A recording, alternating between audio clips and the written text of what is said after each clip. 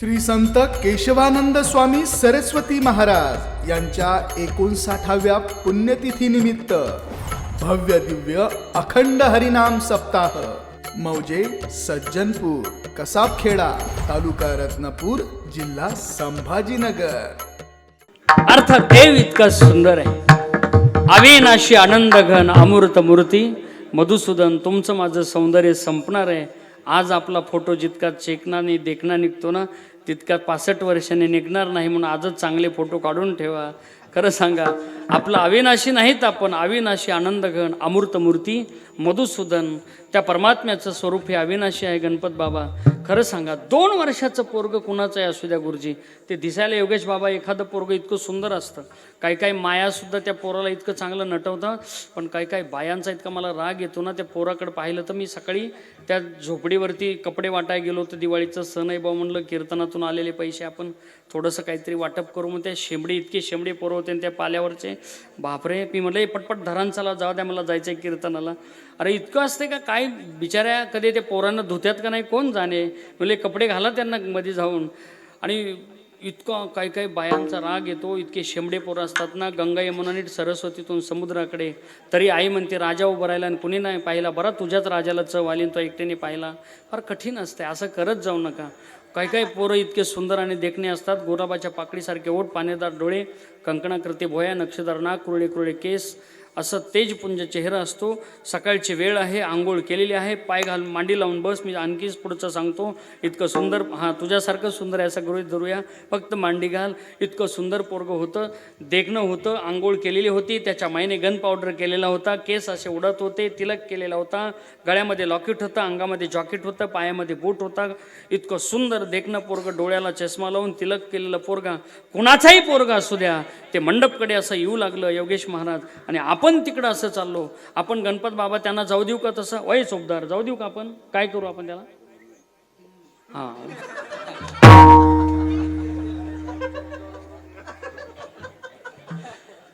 भेटा, वर सुद्धा भेटा, अर्थात आपण त्याला उचलून घेऊ, आपण त्याचा गाल उडवू अंकुश बाबा, आपण त्याचा मुका घेऊ, आणखी प्रेम उतू आलं ना, आपला गाल त्याच्या गालाला लावू।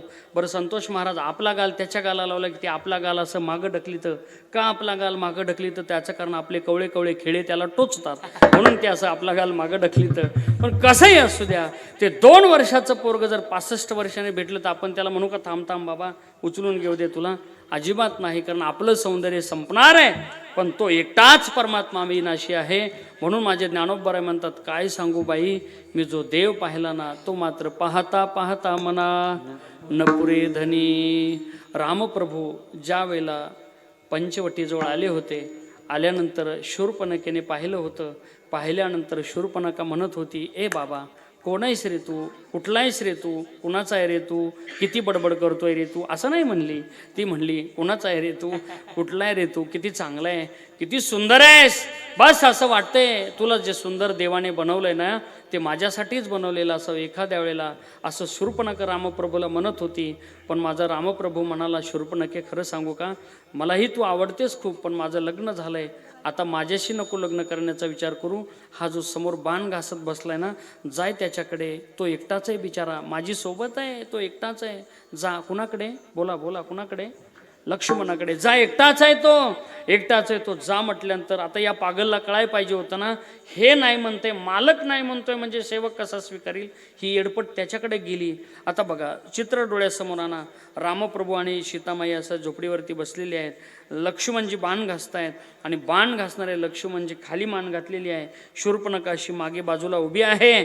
लखनजी म्हणतायत, शूर्पणखे खरंच ग तू किती सुंदर आहेस, बाप रे, असं सौंदर्य तर मी कधी पाहिलंच नाही, बस किती सौंदर्यवान केलंय तुला देवाने, नशीबवान आहे शूर्पणखे, बस ज्याच्याशी तू गळ्यात माळ घालशील ना तो नशीबवान असेल, किती सुंदर दिसतेस ना।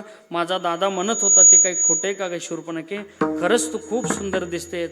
शूर्पणखा म्हणते, काय रे लक्ष्मणा, अजून तू माझ्याकडे डोळा उघडून बघितलं सुद्धा नाहीस, तरी सुद्धा मी सुंदर आहे हे तुला कसं कळलं?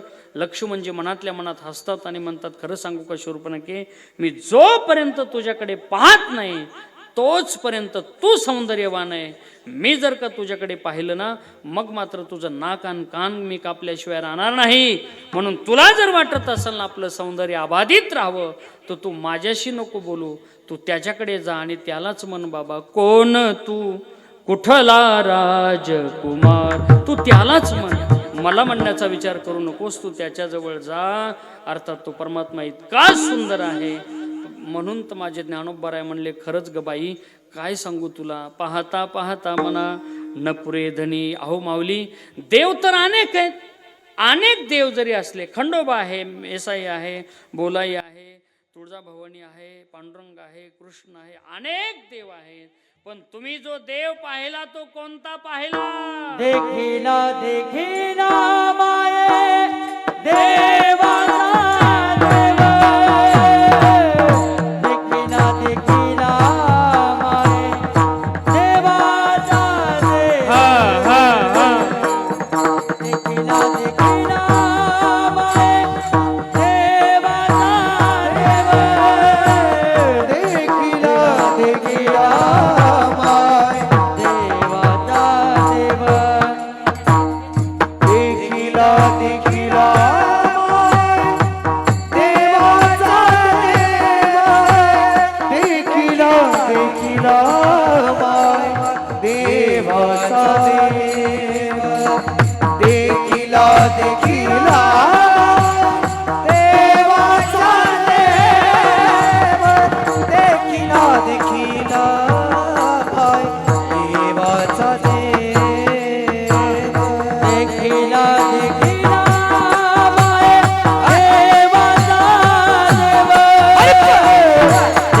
देखिला देवाचा देव, देखिला देखिला देवाचा देव, देखिला देखिला देवाचा देव,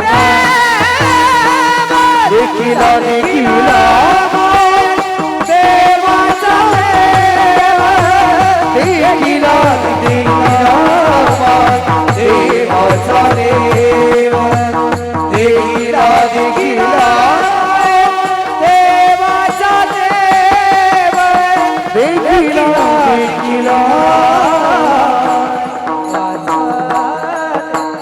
फिटलेला संदेहाची मारे तुझे पण, फिटलेला संदेहाची मारे तुझे पण, फिटलेला संदेहाची मारे तुझे पण, फिटलेला संदेहाची मारे तुझे पण, फिटलेला संदेहाची मारे तुझे पण,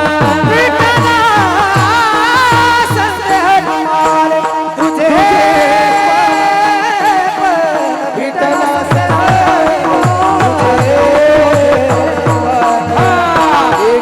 देखिला देखिला देवाचा देव, देखिला देखिला देवाचा देव, देखिला देखिला देवाचा देव, देखिला देखिला देवाचा देव, हरी देखिला देखिला देवाचा देव, देखिला देखिला देवाचा देव, देखिला देखिला देवाचा देव, देखिला देखिला देवाचा, देखिला देखिला देवाचा देव, फिटला संदेहाची मारे तुझे पण, फिटला संदेहाची मारे तुझे पण, फिटला संदेहाची मारे तुझे पण, देखिला देखिला देवाचा देव, फिटला संदेहाची मारे तुझे पण, फिटला संदेहाची मारे तुझे पण, तुझे माने तुझे पण, मी माने तुझे पण, मी माने तुझे बस मेरी उम्र तुम्हें लगे. लागतच नसलो. खूप छान. मी जो देव पाहिला ना बाई, काय सांगू, तो देवांचाही देव होता. अर्थात जगात आणि देशात एकच आहे असा जो या देवांचाही देव, बळीया माझा पंढरीराव. अर्थात पंतप्रधान जरी एक असले, राष्ट्रपती जरी एक असले ना, तरी त्यांच्या मागे जसं अनेक मंत्रिमंडळ असतं ना, तसं अनेक देव जरी असले 33 कोटी, तरी सुद्धा तो एकटाच देव बॉस आहे सगळ्यांचा. आणि असा बॉस असणारा अवताराचाराशी तो हा उभा विठेवरी तो परमात्मा मी पाहिला. आणि पाहिल्यानंतर फिटला संदेह निमाले तुझे पण. काय सांगू बाई, तुम्ही म्हणाल की महाराज 11:15 वाजले, तुम्ही ती बाई कोण आहे ती अगोदर सांगा आणि पुढचं नंतर सांगा. ज्ञानोबराय हाडामासाच्या बाईला बोलायला अजिबात मोकळे नाही. ज्ञानोबराच्या मैत्रिणीला बोलतात ना, ती म्हणजे शुद्ध सात्विक बुद्धी आहे. बुद्धीचे हे अनेक प्रकार आहेत. कुबुद्धी आहे, सुबुद्धी आहे, दुर्बुद्धी आहे. म्हणून तर महाराजांना लिहावं लागलं, दुर्बुद्धी ते म्हणा कदा नपजो नारायणा. हे नारायणा, या मनुष्य देहाला आलोत ना, चांगली बुद्धी आम्हाला सुचू दे, तुझं चिंतन आम्हाला आयुष्यभर घडू दे, कारण उरले ते हरी तुम्हा समर्पण. या कोरोनाच्या महामारीत आम्ही जर वाचून आलो असू ना देवा, बस आता मात्र तुझ्यासाठीच आहे. खरं सांगा बरं, तुम्हालाच काय, आम्हाला सुद्धा वाटायचं ना की किती लोक आपल्याला चाहते आहेत, किती लोक आपल्याला फोन करतात, किती लोक म्हणतात महाराज किती सुंदर आहे तुमचं सगळं वागणं बोलणं, चांगलं आहे. आम्हालाही वाटतं कीर्तन शिकावं. कोण्या गावचे आहे तुम्ही, कुठले आहेत तुम्ही, आमचे मुलं तुमच्याकडे शिकायला ठेवूत का, इतकं बोलायचं. पण 2 वर्षात कळलं, चुकून सुद्धा अंकुश महाराज कोणी फोन सुद्धा केला नाही, महाराज मी आलाय का गेलाय म्हणून.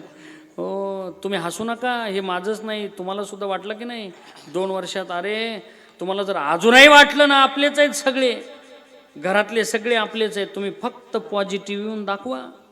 पॉझिटिव्ह आलाय म्हणल्यानंतर तर बायको नवऱ्याला म्हणते तिकडं तिकडं, इकडं नाही यायचं, तिकडं. मग कोरोनानीच दाखवून दिलं की नाही बुवा. ह्या बाया तर इतक्या म्हणायच्या, माझ्या पिंट्याचं लग्न असाच मंडप लावीन कदमाचा, कृष्णाची साऊंड सिस्टीम लावीन, किती सुंदर मंडप आहे. हो, लावीत जा याचाच कुठं बी बरं का, चांगला आहे मंडप हे. ते पैसे फिशे रटून घेत जा बघ, कारण मीच कमी घेत नाही, तू का कमी घेतो. अर्थानं योगेश बा चिंता करू नका, तुमच्यासाठी काय पण विठ्ठल. विषय असा आहे, बस म्हणले ह्या मावश्या म्हणायच्या ना, माझ्या पप्प्याच्या लग्ना असाच मंडप लावीन. तिच्या पप्प्याला मंडप नाही, कोपऱ्यात लग्न लावावं लागलं. हो, काही काही मावश्या म्हणायच्या, माझ्या पप्प्याच्या लग्नात डीजे लावीन, डीजे. हो, तिला तर डपडही भेटलं नाही. हो, कोरोनाने दाखवून दिलं बाबा कोणीच कुणाचं नाही. नाही रे, नाही कुणाचे कुणी, नाही रे, नाही कुणाचे कुणी, नाही रे, नाही कुणाचे कुणी, नाही रे,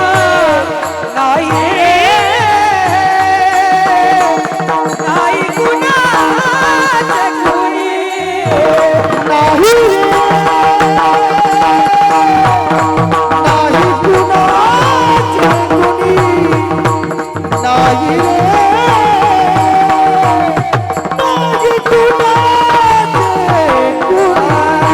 रे, नाही कुणाचे कुणी, नाही रे, नाही कुणाचे कुणी, नाही रे, नाही कुणाचे कुणी. कशी तर कुणाची भाऊ कुणाचा, कोण कुणाचे सगळे सोय रे, बहीण कुणाची भाऊ कुणाचा, कोण कुणाचे सगळे सोय रे, कशी तर कुणाची भाऊ कुणाचा, कोण कुणाचे सगळे सोय रे. मेल्या मागे सर्वच राहिले, मेल्या मागे सर्वच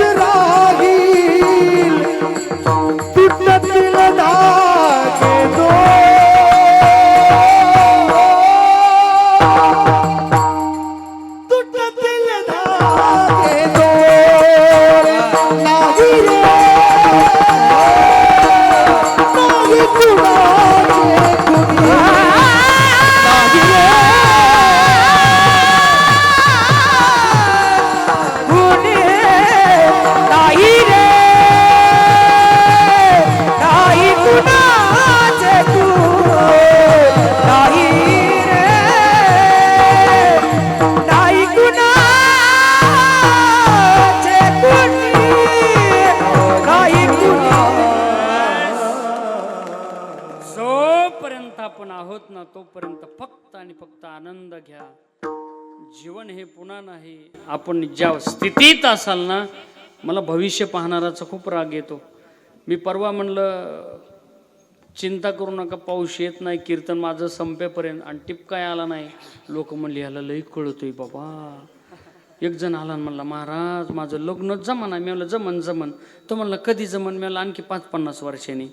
म्हणला मी तो राहील का? अरे हे कुठं मला कळतंय का बाबा? हे एखाद्या वेळेला घडत असतंय, ते काही दररोजच घडतं का? असं काही नसतंय. आणि ह्या बायांच्या डोक्यात योगेश महाराज कुणी घुसवलं कोण जाणे. नवरा देव आहे, नवरा देव आहे, पती देव आहे, पती देव आहे. मला काय म्हणायचं आहे, पती देव जरूर आहे, पण देव काय दारू पीत नसतो, आणि जेव दारू पीत असतो तो काय देव. लई मोकळ्या मनाने म्हणले अवघं. पण अशा ह्या भोळ्या बाया आहेत ना, दारू पिणारा असला तरी सुद्धा त्याच्यासाठी भाकरी ठेवतील, त्याच्यासाठी सुद्धा वडसावित्रीच्या टायमाला असा द्वारा धरतील. तुमच्याकडे आहे का ते? वडापाव वडापाव वडापाव ज्या असा दोरा धरतात ना, योगेश महाराज धरला द्वारा की हा कायच करावा. अरे मी म्हणलं बाबा टाक तोडून. हो, कशाला आणखी सप्त्याची त्यांनी पट्टी दिली नाही, त्याच्यासाठी द्वारा बांधली ती म्हणले गप, तुला काय कळणार आहे यातलं? मी घरी गेल्यावर ठोकलं तरी ग बसतंय. हो, मी त्याला म्हणलं ओट की उठतंय, मी म्हणलं सोट लगेच पळतंय. म्हणून तर म्हणते देवा 7 जन्म हेच भेटू दे. मी म्हणलं पडू दे पायान, जाऊ दे कीर्तनाला. खतरनाक काम आहे म्हणलं तुझं. असं काही नाही. फार प्रेमाने जगा. अल्पायुष्य मानव देह शतगणिले ते अर्धरात्र काय, मध्य बालत्व पीडा रोगक्षय काय भजनाशी. त्यातही महाराज म्हणले बालपणे गेले नेनता, तारुण्य दशे विषय व्यता, बघ वृद्धपणी प्रवर्तली चिंता मरे मागुता जन्मधरी. म्हणून जोपर्यंत आपण आहोत ना, आपण जे काम कराल ते मन लावून करा. देव तुमची भक्ती पाहण्यासाठी आल्याशिवाय राहणार नाही. तो पंढरीचा पांडुरंग जनाबाई भांडे घासत होती, पण जनाबाईसाठी दळण दळल्याशिवाय राहिला नाही. तुम्हाला जर वाटत असेल ना आपल्याकडे यावं, तर आपण सुद्धा त्याला कधीतरी बोलवण्याचा विचार करत जा ना जरा. मनाभर जोरात एकदा तू ये रे बा विठ्ठला. जी मावशी म्हणील, विकू नको देऊ, जी बाई जोरात म्हणेल तिलाच आज स्वामींचा आशीर्वाद मिळेल. जी म्हणणार नाही तिचं काय होईल ते कीर्तनात सांगणार नाही. जोरात म्हणा तू ये रे बा विठ्ठला. ए तू का बाईस का? जी बाई जोरात म्हणेन तिच्या नवऱ्याला आयुष्य मिळन. आणि जी एखाद्या काय काय पोरी म्हणते माझं लग्नच झालं नाही, तुला लवकर मिळल, पण जोरात म्हण तू ये रे बा विठ्ठला. जोरात जोरात ये रे बा विठ्ठला. सासू आणि सासरा घरात नाही आसरा. घेऊ का हनु हनु ह्यांच्या पुढं आता.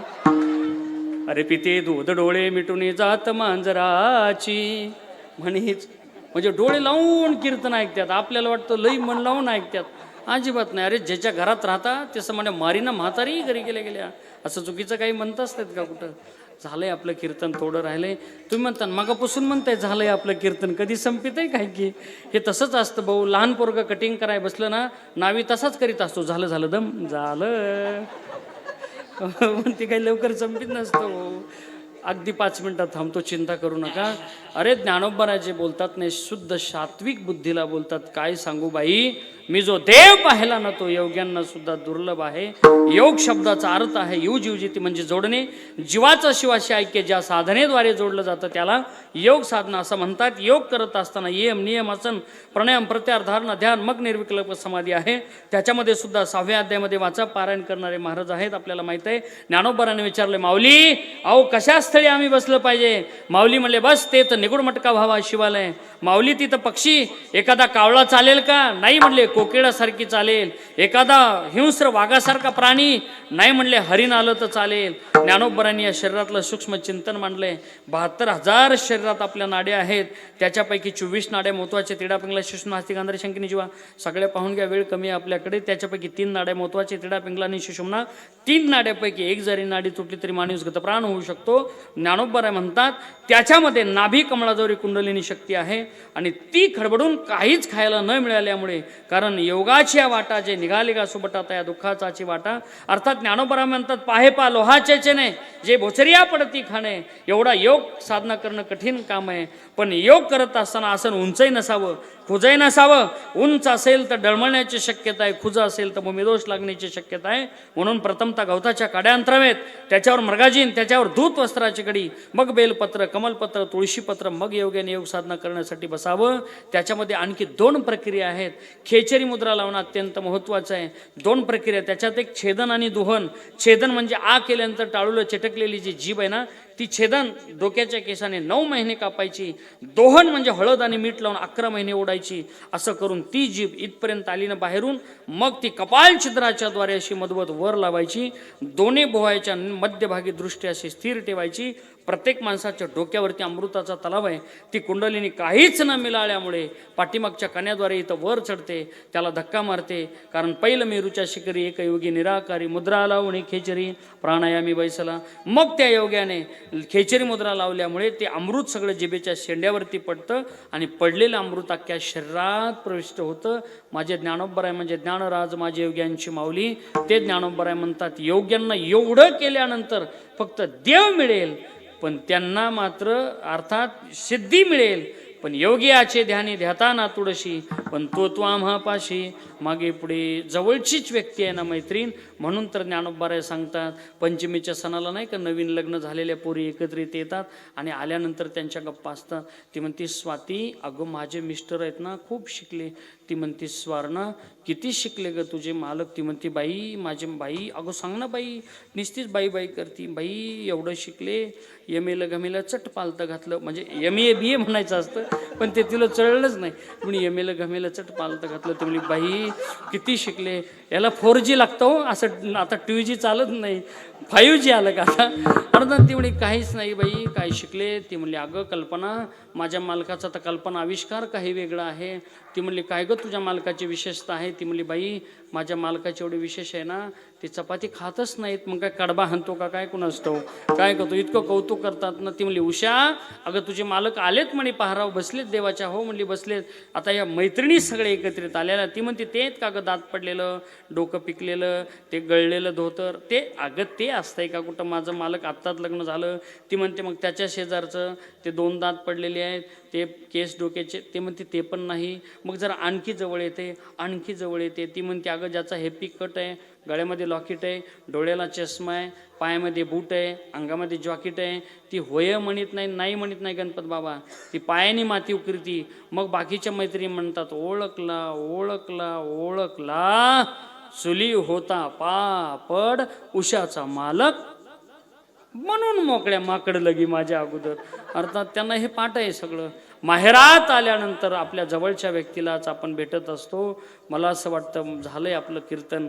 माहेरात तोचपर्यंत आनंद असतो ओंकार महाराज, जोपर्यंत माहेरात वाट बघणारी माय जिवंत आहे आणि माहेरात वाट बघणारा बाप जिवंत आहे. 95 वर्षाचा म्हातारा बाप असू देत, 100 वर्षाचा म्हातारा बाप असू दे, कुणीतरी जाऊन सांगा ओ आजोबा तुमची मुलगी आली. मुलगी आली म्हटल्यानंतर त्या बापाचं मुलीवरती प्रचंड प्रेम असतंय. बसस्टँडवर पर्यंत जाते बाप आणि मुलीला घेऊन तो घरी येतो. 95 वर्षाची म्हातारी माय अंथरुणावर पडलेली आहे. कोणीतरी जाऊन सांगा ओ आजी तुमची मुलगी आली. अंथरुण उठता न येणाऱ्या आईने सुद्धा ताडकन उठावं, गेटपर्यंत येऊन त्या मुलीला घ्यावं जवळ. खरं सांगा माझ्या मावशांनो, त्या आईने एकदा पाठीवून आणि तोंडावून हात फिरवला ना, प्रपंचातलं किती दुःख असू दे एका क्षणात ते निवृत्त झाल्याशिवाय राहत नाही. प्रपंचातलं किती दुःख, खरं सांगा मला, जोपर्यंत तुमच्या माहेरात माय जिवंत आहे तोपर्यंत तुमची पिशवी कधीच रिकामी येत नाही. ज्या दिवशी तुमची पिशवी रिकामी येईल ना, त्या दिवशी समजून चाला त्या पिशवीत भरून देणारं कोणीतरी आपल्या हक्काचं निघून गेलंय. ज्ञानोबराय म्हणतात बस माझं माहेर समृद्ध आहे, म्हणून तर मी जाईन गे माये त्या पंढरपुरा, भेटेन माहेरा आपुलिया. म्हणून बाई मी जो देव पाहिला ना, तो देव पाहिल्यानंतर पिटला संदेह निमाले, तुझे पण विठोबा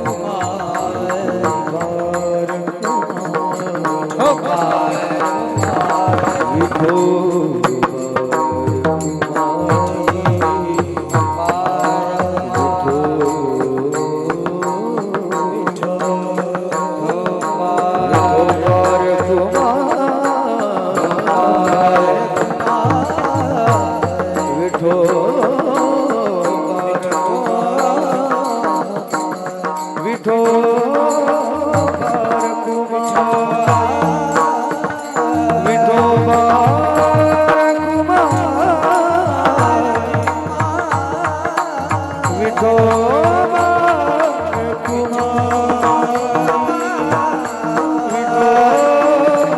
प्रमाणे शंका समाधान करून थांबतो 1 मिनिटामध्ये. ज्ञानोबा म्हणतात, मी जो देव पाहिला तो योग्यांना दुर्लभ आहे. तो चर्मचक्षुने पाहिला. देव डोळ्याने दिसतो का, हा एक शंकेचा भाग. आणि त्या डोळ्याने दिसण्यासाठी काय करावं लागतं, दुसरा भाग. अगदी 1 मिनिटात सांगतो आणि लगेच थांबतो.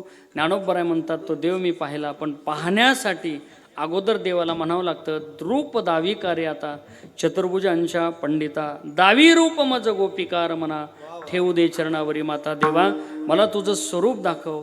बरं, दाखवलेलं स्वरूप पाहण्यासाठी सुद्धा दिव्य दृष्टी असावी लागते. कारण 11व्या अध्यायामध्ये अर्जुन म्हणतो, दिव्यम ददामी ते चक्षुम पश्चिमे महेश्वरम. दिव्य दृष्टी असल्याशिवाय देव दिसू शकत नाही. आणि म्हणून त्या दिव्य दृष्टीमध्ये सुद्धा अंजन घालावं लागतं. अंजन कसं तयार करायचं ते 1 मिनिटात सांगतो. प्रयोग करू नका, फक्त ऐकून घ्या. अंजन तयार करण्यासाठी अमावस्याच्या रात्री आकाशात उडणारी घार मारायची, तिच्या मांसामध्ये दिवा लावायचा. म्हणून म्हणलं ऐकून घ्या, करू नका. आणि त्या दिव्यामध्ये वर येणारी काजळी धरायची, ती काजळी लोण्यात कालवायची. जे तयार होतं त्याला म्हणायचं अंजन. ए पुरा, ए पुरा. अंजन माहीत आहे तुला? ए पुरा अंजन. ए काय तुझं नाव? तू काय नाव तुझं? हां, बास. तू का म्हणे जन्म आल्याचे बास. मी माणसं चॉईस करताना चांगली करतो महाराज. हो, सार्थकच गाठला का नाही, ते सार्थकच झालं. आता हे बघ सार्थक, इकडं पाय. तुला काजळ माहीत आहे? लाल रंगाचं असते. तुला शृंगार माहिती आहे? शृंगार मेकअप माहिती आहे? हां, हे इंग्लिशचा प्रभाव आहे आपल्यावरती सगळा. अरे शृंगार म्हणजेच मेकअप बाबा राजा, आहे का नाही? याचा परिणाम असा आहे, पहिले लोक गणपत बाबा घरीच जन्मायचे बरं का योगेश महाराज, आणि घरीच मरायचे. आता जन्मायलाही दवाखान्यात जावं लागतंय आणि मरायला सुद्धा धन्य तोची जगी आधी अंती सांभाळी. आणि म्हणून हा बदल झाला. काजळ काय करणार आहे लोकांना अलीकडच्या काळात, तर अंजन केव्हा करणार?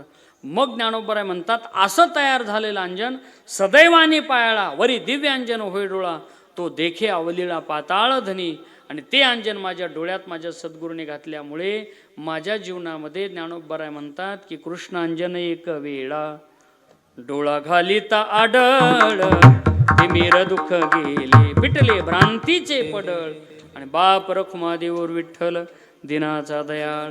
ते अंजन माझ्या डोळ्यात घातल्यामुळे मला जो काय सांगू भाई, देव जो दिसला ना, तो अनंत रूपाने नटलेला दिसला. अनंत रूपी अनंत वेश देखिले माताशी, अनंत रूपी अनंत वेश देखिले माताशी, अनंत रूप अनंत वेश देखिले अनंत रूप अनंत वेश देखिले अनंत रूप अनंत वेश देखिले अनंत रूप अनंत वेश देखिले अनंत रूप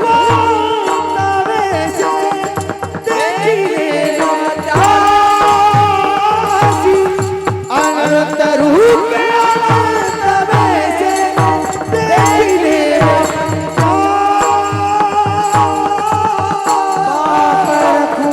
देवी वरुण पानली कैस बाप रखुमा देवी वरुण पानली कैस देखिला देखिला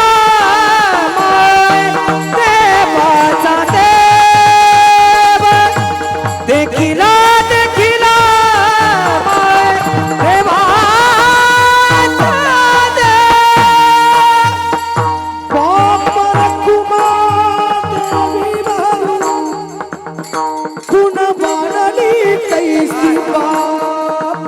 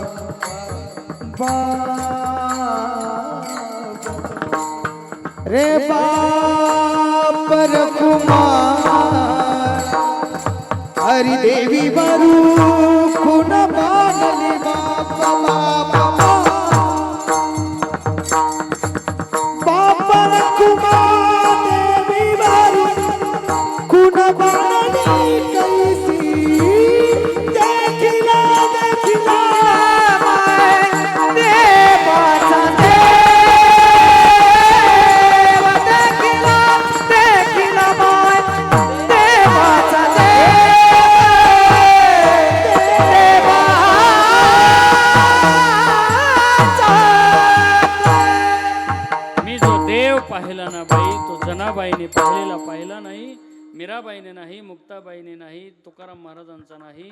कारण तुकाराम महाराजांचा देव आहे सुंदर ते ध्यान उभे विटेवरी. मीराबाईचा देव आहे मीरा के प्रभू गिरिधर नागर. जनाबाईचा देव आहे धरीला पंढरीचा चोर हृदयबंदी खाना केला.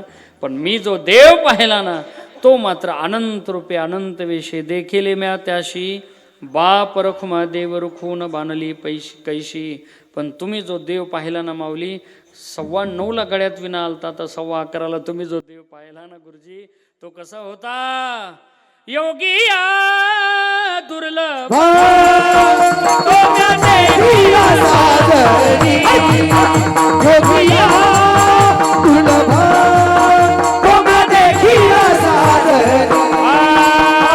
पाहता पाहता मन पुरे देखीला देखिला देखिला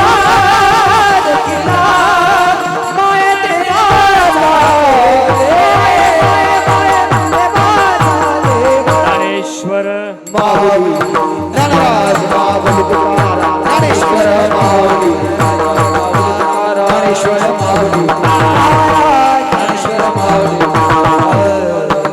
हो अशा सुंदर. बस उद्यापासून महाराष्ट्रभर सांगेल योगेश महाराज. सप्ताहात पाहिजे असेल तर सज्जनपूरला या. काय शिस्त आहे. 11:15 वाजले तरी सुद्धा लोकांच्या चेहऱ्यावर असं वाटतंय रात्रीचे 7च वाजले. इतका प्रसन्न चेहरा देवाने तुम्हाला दिलाय. असा चेहरा तुमचा शताब्दी साजरी होईपर्यंत राहावा एवढीच केशवानंद स्वामींच्या चरणी विनंती करतो. तुमचं भाग्य आहे. उद्याच्याला आणखी सुद्धा महाराष्ट्रात ज्यांची चाल आणि गाणं ऐकण्यासाठी महाराष्ट्रातल्या लोकांचे कान आतुरलेले आहेत असे हे सगळे गुणीजन मंडळी उद्याच्याला आणखी 4 वाजता ऐकताय ना तुम्ही सगळेजण. पहाटेचे 4 नाही हा, दुपारचे 4 वाजता आपल्या सगळ्यांनी मंडपात यायचं उद्याच्याला. कारण उद्या चक्री भजन होणार आहे. महाराष्ट्रातील नामांकित भजन सम्राट ओंकार महाराज जगताप, महाराष्ट्रातील नामांकित भजन सम्राट उद्धव गुरुजी शिंदे, महाराष्ट्रातील भजन सम्राट आदरणीय किशोरजी दिवटे गुरुजी, आदरणीय भजन सम्राट संतोषजी संबळे गुरुजी. त्यांना मृदंगाची साथ करतील आमच्या बीड जिल्ह्याचं वैभव आणि भूषण असे आमचे ओंकार महाराज. कारण बाबा आपलं ते आपलं असतंय. सट शिकलं खोटं बोलत नाही. ते म्हणते सर्दी झाली पण माझ्या कामाला आली ना भाऊ. हे काय समीव हा येणं लय महत्वाचं आहे. हो म्हणून धन्यवाद देतो. बस असं समीव टाकलं सर तुम्ही. बस धन्यवाद त्याबद्दल. त्यांना साथ करतील ओंकार महाराज आणि अंकुश महाराज काळे. आदरणीय योगेश महाराजांना धन्यवाद. कसं दिसतेत विनेकरी महाराज. हारण पिरण टाईट उगा. महाराज तुमचं माझं भाग्य आहे. हो असं ना. हो हां उद्या ते बुलबुल आणि बँजो सगळंच काही साथ संगतीला आहे. तुम्ही मनमुराद आनंद घ्या उद्याच्याला. तुमचं खरं म्हणजे भाग्य. आपलं दोघांचंही भाग्य आहे. आपल्याला दररोज गळ्यात हार आहेत. काही लोकांना 2दाच हार आहेत. एकदा लग्नातला आणि एकदा बस मध्ये हारच त्यांच्या नशिबात नाही. म्हणून आपलं छान आहे. तुम्हालाही धन्यवाद देतो. उत्तम अशी साऊंड सिस्टीम आपल्यालाही खूप धन्यवाद. त्याच्यासाठी जोरदार टाळ्या वाजवा एकदा. कारण आणखी 2-4 दिवस अशीच त्याने सिस्टीम तुमची लावावी एवढी त्यालाही विनंती करतो. खरंच बाबा काही साऊंडवाले एवढे खतरनाक असतात. इतके दलिंदर असतात ना. हे बिचारं चांगलं आहे. अरे माणूस मेल्यावर जर माती केली ना ती रक्षा सावडायला माती सापडते. पण माईकवाल्याने योगेश महाराज जर माती केली तर सावडायलाच काय कधीच सापडत नाही ती. माईकवाल्यालाही खूप धन्यवाद देतो. सगळ्यांना मनापासून धन्यवाद देतो. कोरोनाचा काळ आहे. आरोग्याला जपा. चांगलं जीवन जगा. आपल्या लेकरांना चांगलं शिकू द्या. ज्याचा कॅम्प्युटरवर कमांड त्यांनाच आता जगभर डिमांड येणार आहे. म्हणून चांगलं आपल्या पोरांना शिक्षण द्या. आपल्या घरातल्या मातापित्यांना चांगलं सांभाळा. कारण आपण काय करतो म्हातारं तरसाला ताकाला लाडू घातले 10व्याच्या दिवशी लोकाला. असं काही करू नका. आहेत ना म्हातारी माणसं आपल्या घरातले तोपर्यंतच त्यांच्यावरती माया करा. मी योगेश महाराज दररोज सांगतो. मी रात्री तेच सांगितलं बाबा वर्ष श्राद्धाचं कीर्तन बोलत होतो. अरे माणूस जन्मभर याचं म्हातारं मंडपात बिगर चपलीचं पळत होतं. साधी चप्पल दिली नाही आणि गंगेला 10व्यावरती गंगेला गेल्यावर 10व्याला मात्र नवा करकरीत जोड आणतो, त्या जोड्याने मुंडकं हाणलं पाहिजे. अरे तुझं म्हातारं थंडीत कुडकुडत होतं तर साधी चादर तू दिली नाही, आता गंगेवरती नवी कोरी रजई आणतो, रजईत मुंडकं घालू हाणलं पाहिजे. पण प्रवचनाला गेल्यानंतर आहे ना त्याचंच कौतुक करावं लागतं, कारण ते नारळाच्या खालचं महत्त्वाचं असतंय ना, म्हणून त्याचं कौतुक करावं लागतं. असा राग येतो ना मला. मी पाटलाचा पोरगा आहे, पाटलाचा पोरगा आहे म्हणजे तुम्ही पाटीलच आहेत सगळे, पण मला इतका राग येतो ना रे. जन्मभर याचं म्हातारं बिगर चपलीचं पळत होतं ना, आता काय गंगेवरती नाटक करतो. असं नाटक करण्याचं अगोदर घरातल्या माणसाला चांगलं सांभाळा, एवढीच विनंती करतो. उगं गेल्यावर रडत बसू नका, आहेत तोपर्यंत त्यांना चांगलं प्रेम द्या, चांगली सेवा करा, एवढीच या संबंधाने विनंती करतो. आपण मला सांभाळून घेतलं 11:15 वाजेपर्यंत, त्याबद्दल आपल्याला धन्यवाद देतो आणि थांबतो. विठ्ठल